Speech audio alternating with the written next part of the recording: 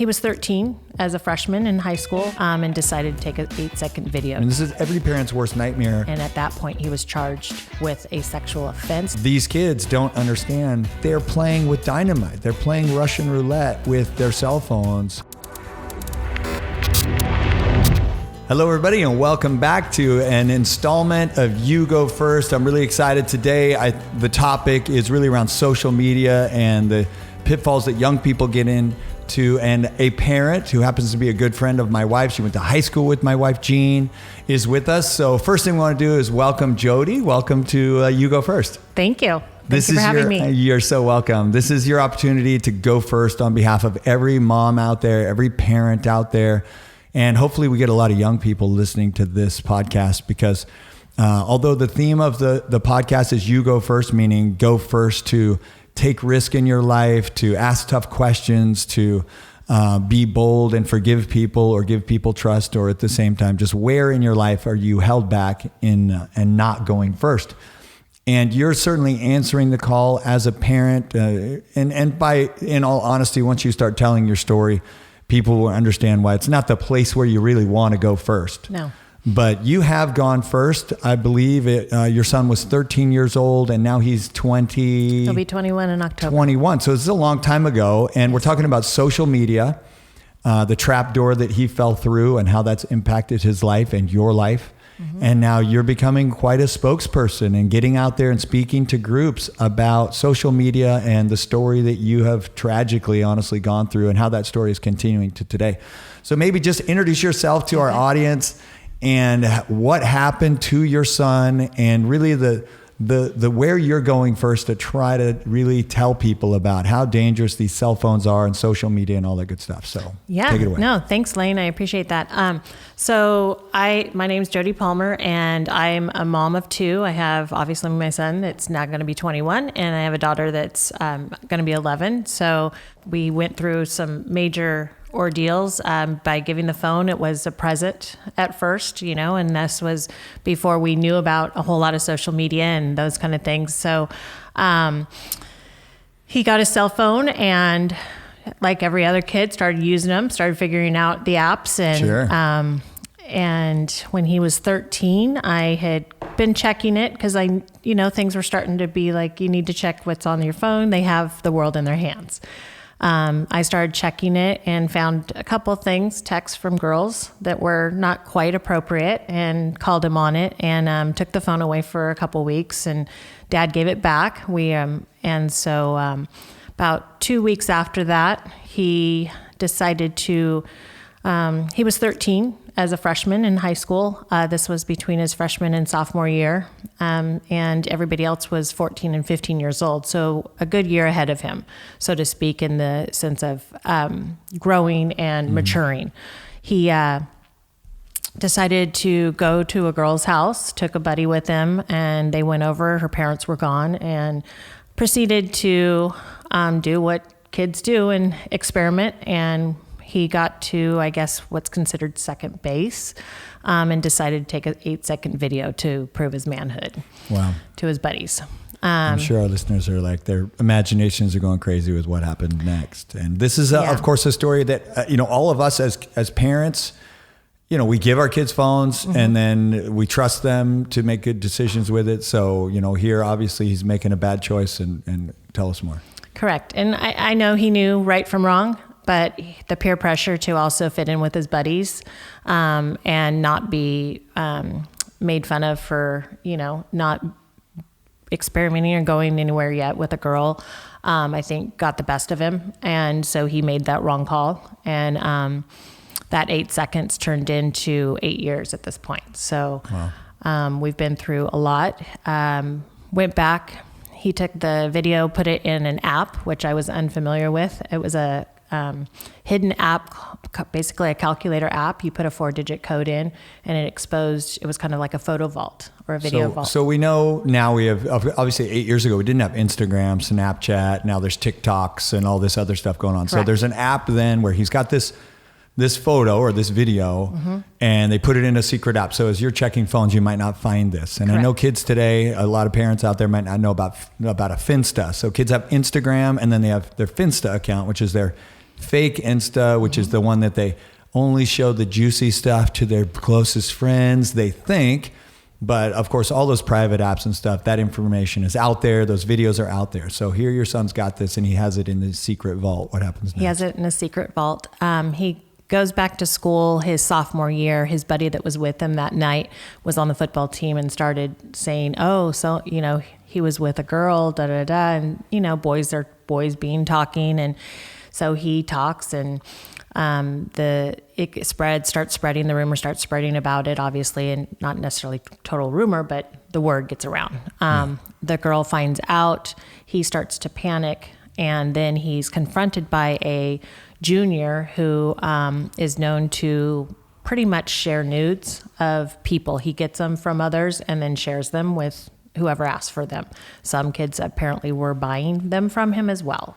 So we know now, we'll flash forward, just people listening, this is now cultivation for this person, whoever this guy is, this other person. Correct. Distribution of pornography, collection of pornography, like there's a list of charges. Correct. So for all those parents out there listening right now, you got to go first to understand this technology and recognize that if a kid is asking for, hey, can you share that picture of this whatever with me?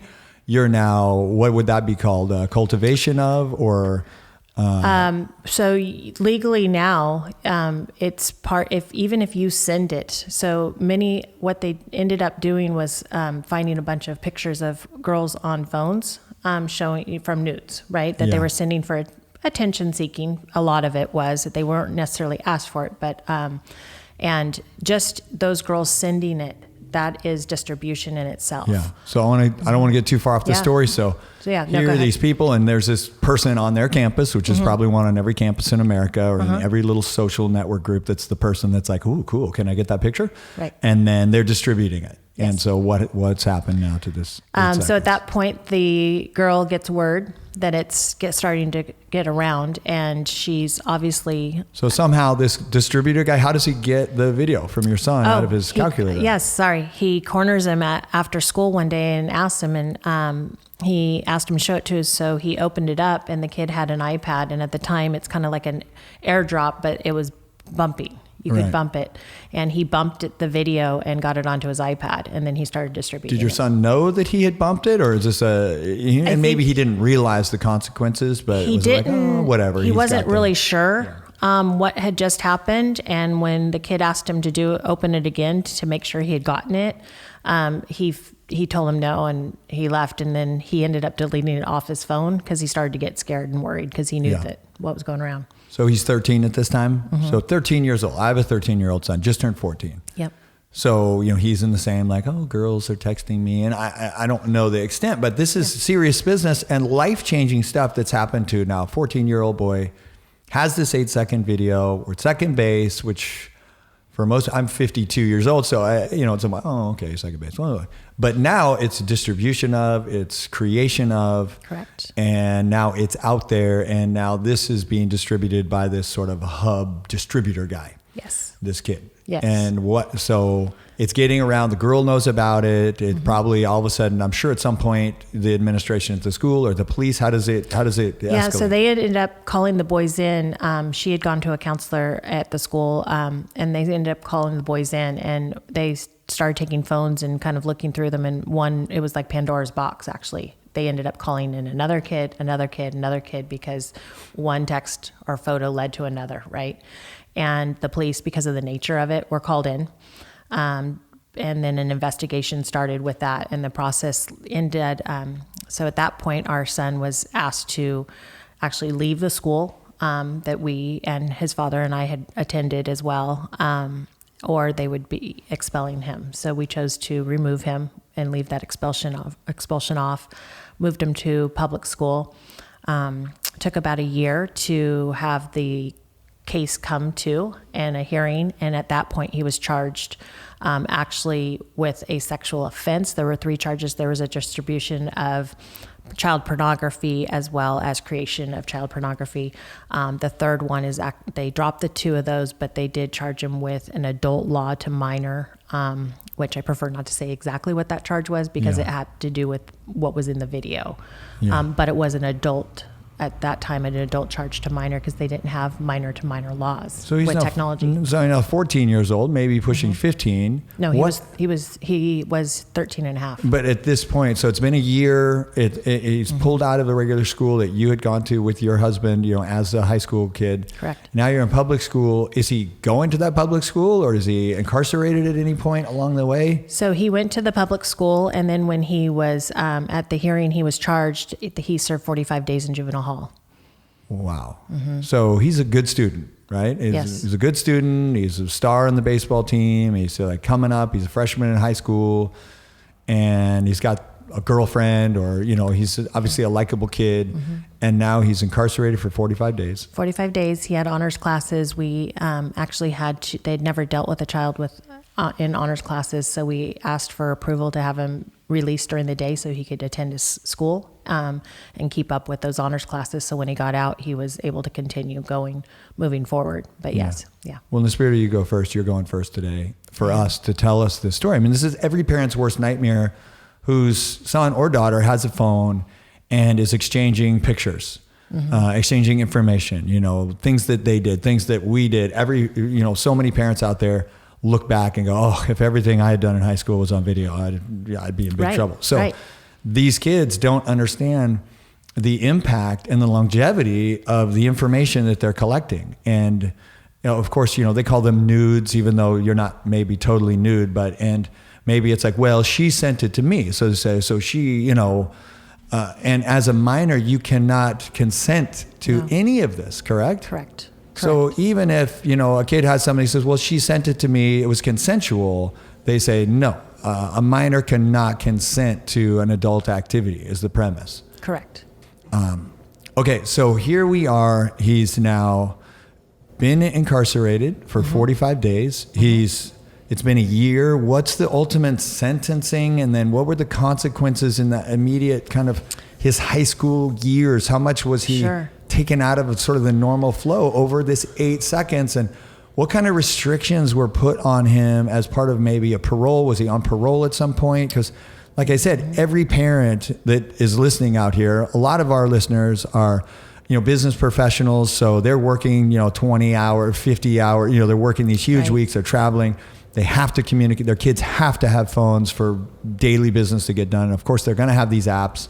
If they want to have an app, they can keep it a secret in some way. Parents, they're always, outsmarting us in how to. Absolutely. So, I mean, your charge is go into schools, talk to the kids, talk to the parents, educate them so that they can self-manage and recognize that they're playing with dynamite. They're playing Russian roulette with their cell phones. Correct. With these consequences that the first time I heard your story, my mind is just blown that serious stuff is happening, has happened to you. So, okay. So now here he's gone a year, he served some time, and the sentence comes down. What happens next? So he is released, and mind you, a whole nother, as a parent, it's one thing, but to have him behind, these walls, as a parent, it was extremely difficult on us, and we didn't know what next step to take next or anything like that. It was just a whole new process. But I went into mama bear mode in like double time, but he was put on probation with certain rules. He had curfew of 8:00 at night, so he couldn't attend, dances or football games unless he was accompanied by us and had that approved by his probation officer. He, obviously had to start a sexual offense because it was considered a sexual offense. So he had to sit in with a group therapy with actual kids and adults that had done far worse. Yeah. So think about that as he's growing and maturing, 13 to, now he's heard and seen so many stories that I don't even know. So desensitized, I'm sure. To, here you're going from honors classes to athletic programs to normal high school experience. Now you're incarcerated and surrounded by drug abusers and physical abusers and criminals, small arm robbery, all this kind of stuff. And then he's flashing between I'm a regular kid to I Yes. have a probation officer. I have to, sorry friends, I got to go home because I have 8:00 curfew. Oh, what, and I can't be on social media. Correct. They take away all his phones They took and all his that kind of social stuff. media away. They had left him with the smartphone, but it was to be monitored. However, they ended up taking that away because his senior year, they found him on Snapchat because he thought he would still get away. He thought he wouldn't get caught again. And he did. And so he served another 45 days for that. They were trying to teach him a hard lesson.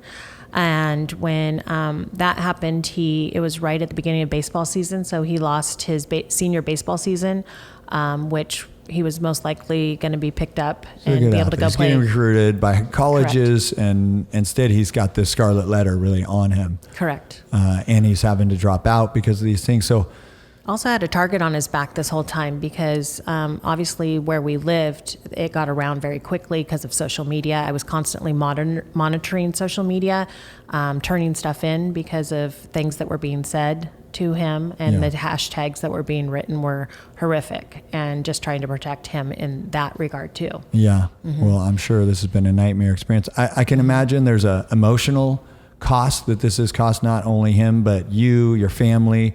What was some of the impact on your relationship with your husband financially and emotionally? Like, how did that go down? Yeah, well, we were divorced. And so, there was already a struggle because it wasn't a healthy divorce for our son either. So, and the men basically not talking is what it was. And a lot was put through him, put on my son. So, when this all happened, we had to come together and hire attorneys. And so there was a huge financial loss. There was also a civil lawsuit that started after the official charge. That lasted a couple of years. And then... and that's a lawsuit from the parents of the girl? From the parents of the girl. Oh my gosh. I mean, that's a new level of like, Correct. Okay, so this young lady that's involved, they have an emotional connection, they have a relationship, an 8-second video, and now they're on opposing sides in a court of law for the civil lawsuit, which I imagine, how did that go down as far as... And don't get me wrong, my son was 100% wrong. Yeah. The video was a no-go. That's not okay. And you're going to have to pay for what you do wrong, right? But he just had to learn the hard way because to him, all his friends were doing it. So he thought, why me? You know? And in that mentality, when they're teenagers, they're very invincible. And it can't happen to me. So here he was in this situation, and they got to a point of doing the civil lawsuit, and we ended up having to pay a huge amount, which was a very big burden to both his father and I in that sense, Wow. And there were costs also to counseling. He would go to counseling once a week. He also had to attend probation office with his officer once a week. And so, yeah, a lot of things happening. I know, you're, I'm sure, giving nightmares to all our listeners. And at the same time, you go first as waking people up to like, we have to go first as parents to sound the alarm. You're, unfortunately, the poster child of the worst possible scenario that can happen to a parent, a family, their son who is on track. I talk about the critical 8, these 8 years from being 16 to 23 of like really how, what happens in our life and how do we get through those years? And he wasn't even that old. No. And to have something that's now impacted, I imagine that, getting on track, just to kind of close the loop. Your son's 21 now. Yeah, he'll be 21 in October. Did graduate high school, is in college? He graduated with gold cords, actually. He ended up his senior year when I told you he got caught with Snapchat. The principal asked that we remove him from there, too. So we had 3 months prior to, he went in February to juvenile hall. And so when he got out, we had 2 months before graduation to get him caught back up. They wouldn't allow him to go to school. And so we were asked, since the time frame he had lost, to put him into independent studies. So we quickly enrolled him in independent studies, and super proud. He walked with gold cords in 4.2 GPA, and managed to go on and get on the baseball team for a junior college the next year. Lot of loss, but continued to just remind him, you have to learn from your mistakes, because a mistake made again is another mistake, right? If you keep doing it. So, and he's moving forward, and he's pretty excited to have this new section of his life, new chapter open up.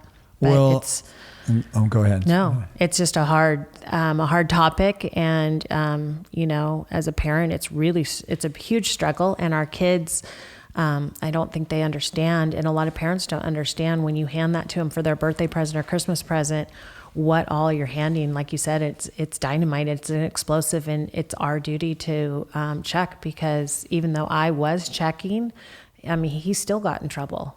Yeah. And, it was hidden because there's all these apps and accounts and that they can use and hide things from us. Well, you really struck a chord there with, like, if they want to create, these scenarios, if they want to misuse their phone, there's all kinds of new apps that are constantly being created for them to be able to hide those things. So, I know that the next chapter for you, I know that, there's many movements, whether that's Mothers Against Drunk Drivers, that started here in California. Actually, a friend of mine's mother, after his brother was involved in some of those first drunk driving situations. And, there's here I am in Chico, California, which is every 15 minutes was started here as a result of a young lady who was killed by a drunk driver. Mm-hmm. And you're willing to step out there into the public eye and start, unfortunately scaring parents and scaring young people with the realities of what these devices can do and how 8 seconds can change the rest of your life.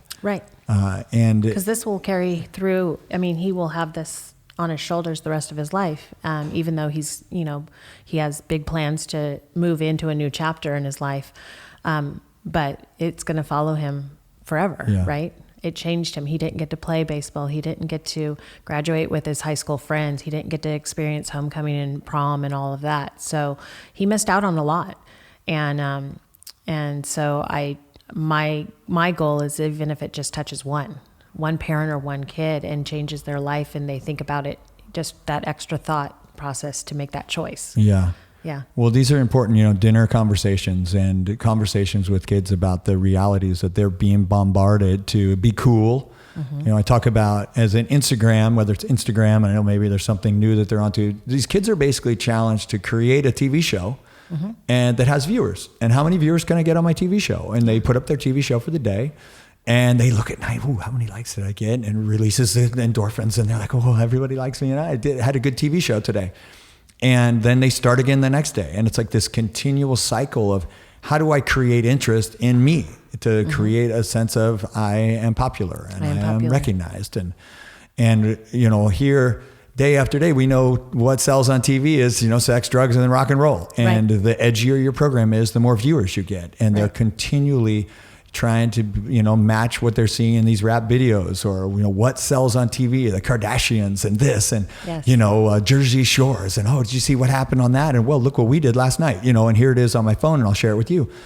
We're going to definitely put links on the end of the podcast and recognize, like, places where parents can go to get information. Mm-hmm. What would you say is really your biggest message to, if I'm a parent out there, I've got a 10-year-old or a 20-year-old or a 15-year-old, what do they do? How can they learn from your experience to go first, to ask these tough questions of their young people, of their kids, to be sure that they don't fall through one of these trap doors that they probably know are there, but they don't know the seriousness of the situation? Right. Most want just that connection, right? Because you want to be able to get a hold of your kid or give that available to them. But the real dynamic here is that we need to educate them with what they have. And they know right from wrong. And if you're teaching that and continually giving that education to them about what they have in their hands and the apps they're using.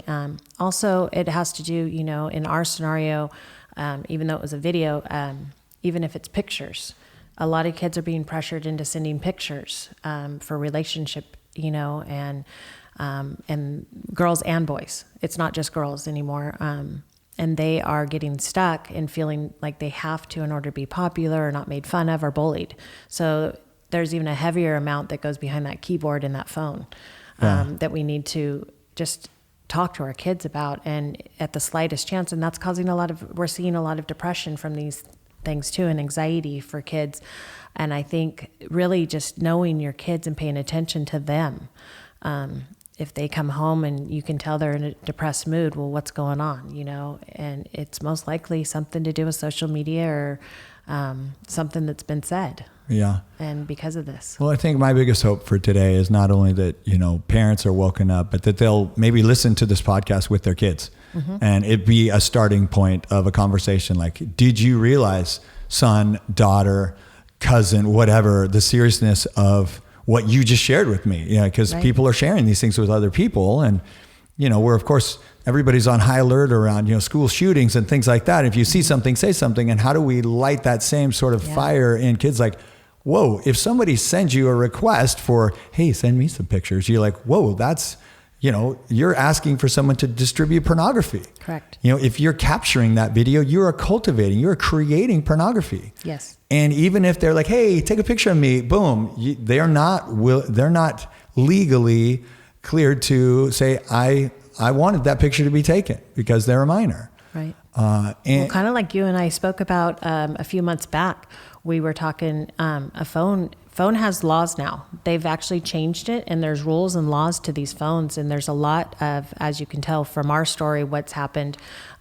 Kids can get in big trouble, and they don't realize that. It's just like driving a car. Like we were talking about, you don't just hand the keys and say, okay, you're have on fun, your own. Yeah, have fun. Which one's the brake? I'll just get the gas once you're going. Don't worry about it. Yeah. So phones the same way. You can't just hand it to them and expect them to know how to, work it and not incorrectly. Well, the hard part is like you have a driver's instructor, and we're creating these new technologies and apps faster than someone can train them to it. So I think, in the absence of a new law being passed, I know they're passing laws all the time to try to regulate things like this, and more education about their phones and the current apps. I think that, it really lands on if the person realizes the risk. And I think with like drunk driving, we know, hey, if you drive and you're intoxicated, you could kill someone. You're going to jail for murder. If you, there's a lot of, information out there about how dangerous it is to drive intoxicated. And I think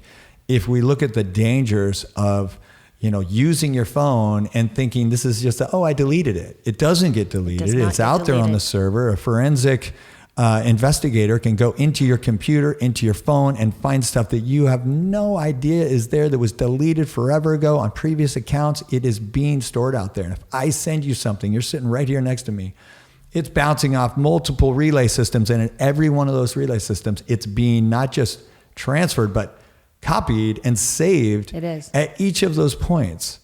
And I know as parents, it's hard to keep up with it, especially like you were saying, most parents now are working so many long hours and so forth, but it's really in our best interest. And there's apps out there to, work and help monitor some of that. And just really educating the kids, letting them know, the right from the wrong. And if you're feeling pressured, not to make that choice, because it can put you in a really bad scenario. Yeah. Well, I want to encourage also, and when we put the video together, when Ross does the video part for this, to go to and show us, because I know that if you go to your child's iPhone, I know within the iPhone, because that's what I have and my kids have, if I go to screen time, I can see the amount of time they're spending in each of the apps. I can see how much time they spend on Instagram, how much time on Snapchat, and it's shocking to see a busy kid who's, busy in life and all that stuff. And then you get into these numbers, you're like, whoa, you're spending, 40 hours a week on these two social media. That's a full-time job. Like, these kids are spending massive amounts of time. And the more time you're in a risky situation, the more the odds are that you're going to find yourself in one of these terrible traps. And, I know that on behalf of Odyssey and You Go First, we will do anything we can to help get your message out there, to help educate parents through the information that we'll share at the end of the podcast.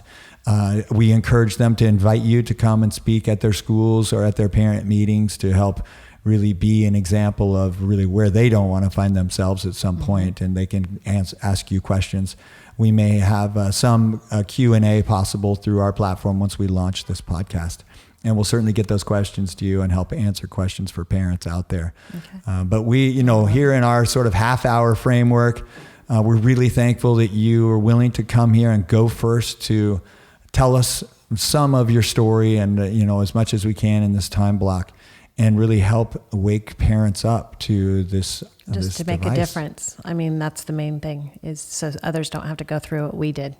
And I don't want to see any kid have to go through what my son did, because it's changed his life forever. So, yeah. I can imagine if you had heard yourself speak, that many years ago, maybe a week before this, you would have sat your son down and said, hey, I just want to talk to you about the phone that we gave you and some of the really dangerous things that can unlock. When I was a kid, you knew where the bad part of town was and you avoided it. Correct. And now the bad part of town is in their room, and it's coming through the Wi-Fi, and it's coming at them, and it's knocking. That door is always presented to them. Yeah. So, on behalf of all of us at You Go First, a kind of deep day here in looking at the struggle and the ongoing story that's still unfolding for your son. We certainly hope that he can find his way through this, and maybe someday he'll be on the podcast, or that he'll be willing to go out and tell the story of how his life was changed. I agree. I would hope so. So on behalf of everybody here at You Go First, Jodie, we want to thank you for coming in and telling our story, your story, and being willing to put yourself out there and help educate parents and the young people to the seriousness of these social media and all of those possible pitfalls. So, thank you for having me. You're very welcome. I want to thank Jodie Palmer again for being a guest on You Go First. You will find her page hosted in the very near future at Odyssey for Youth, Odyssey for Youth. And you can always ask questions of Jodie at yougofirst.live in the comments section, or if posted on the Odyssey team's Facebook, please leave comments below and we will get those to Jodie. Thanks, and make it a great day. Thanks for listening to another episode of You Go First. We hope you enjoyed the show. If you want to listen to another episode, you can find us at yougofirst.live, or you can see more about our host, Lain Hensley, on his Instagram at OneDreamChaser. To learn more about his company, Odyssey Teams Inc., go to odysseyteams.com or follow all their social media channels at Odyssey Teams. Thanks again, and we hope that you will go first to share our podcast with a friend or colleague. Now, you go first. Don't forget to like us on the button below. Follow us by clicking the bell. You'll get all future episodes, as well as you can certainly find the podcast on the audio version everywhere where podcasts are found. So we're looking forward to the next episode. Got a lot of really exciting guests coming up. Thanks for watching.